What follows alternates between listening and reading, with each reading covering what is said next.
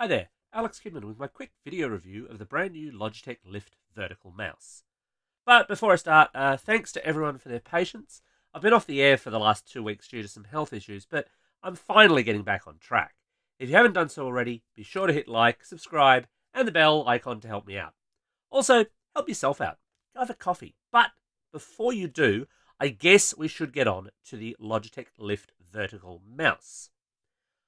So, the Lift is Logitech's effective update to its existing Logitech MX vertical mouse, a mouse which I've used for some time and really rather like.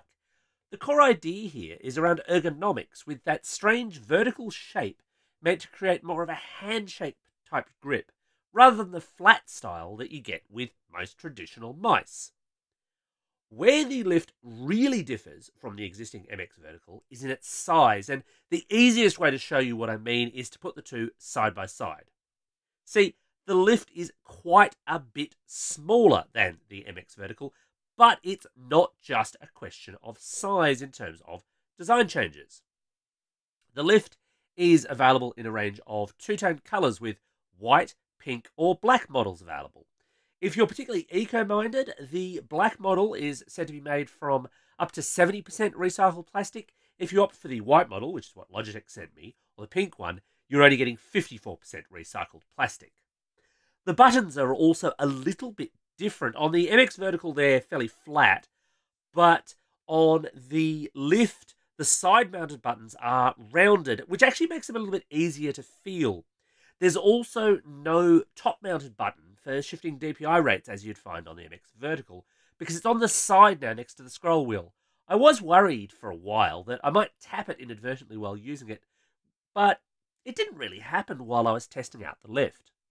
It's also great to see Logitech offering up a left-handed model. Now, I'm not a lefty myself, this is the right-handed model, but it was one of the odder exclusions with the MX Vertical, because if you were a left-handed, it would have been an awful choice of mouse. It was only a right-handed mouse. This comes in left-handed variants if that's important to you, and it either is or it isn't. Now, underneath the Lift, there's also another big change. Like the MX Vertical, it uses either Bluetooth or one of Logitech's little stubby USB receivers for connectivity. However, there's no onboard rechargeable battery. Instead, it relies on a single AAA battery for connectivity, and Logitech reckons that it's good for up to 24 months of usage. Now, quick spoiler here, I haven't had the Logitech Lift for 24 months, so I can't really say how accurate that 24-month figure is. So far, so good, for sure, and look, realistically, mouse actions and that kind of data transfer, it's not particularly power-sapping, so it should be good for a fairly long time. I don't know if it'll live up to the 24-month promise, but a single AA battery is unlikely to break the bank in any case. So, the key reason to buy the Logitech Lift would be if its ergonomic proposition is likely to work for you better than a regular mouse. And here I've got some slightly bad news, at least based on discussions I've had with physiotherapists over the years. The practical reality here is that any mousing action at all, isn't great for your wrists if it's repetitive over a long period of time. And that's just true across the board. Doesn't really matter what the shape of the mouse is. If you're doing it over and over and over again, then you're going to do some strain and some damage to your wrists. That's just the way it is. What does that mean for the Logitech Lift, though? Well, what it means is that if you're simply going to swap using it over a more regularly shaped mouse, but still have exactly the same set of repetitive motions and really never give yourself rest and breaks and stuff like that, you're really just transferring the strain to a different part of your arm. After long usage sessions, I could very much feel where my wrist fell on the desk while using it, in a way that I don't get with a regular mouse because I don't hold a regular mouse that way. It's a transfer, not necessarily a better or worse approach. That being said, the different shape did tend to encourage me to move my hand around more, which lessened the repetitive nature of such actions. It's a choice, basically, and one that might suit your needs. It really does depend on what your needs are.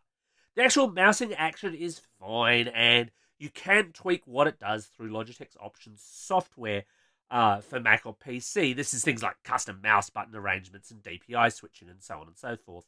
Weirdly, Logitech's options software still identified the Lift as the MX Vertical, but it did let me make those changes, so it all still works.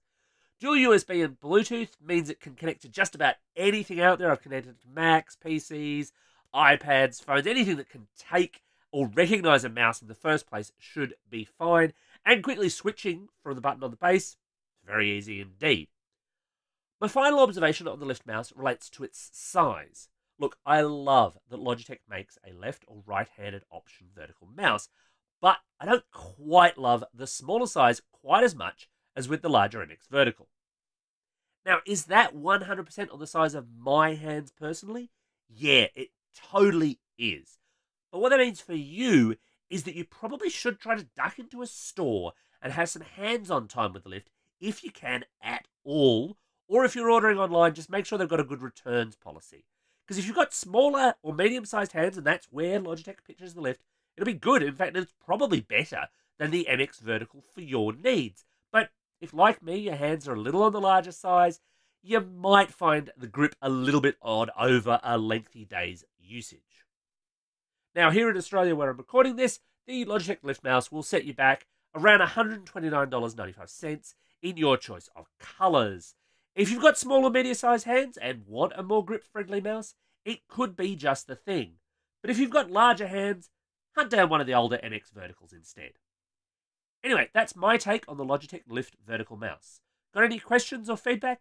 Let me know below, and as always, thanks for watching.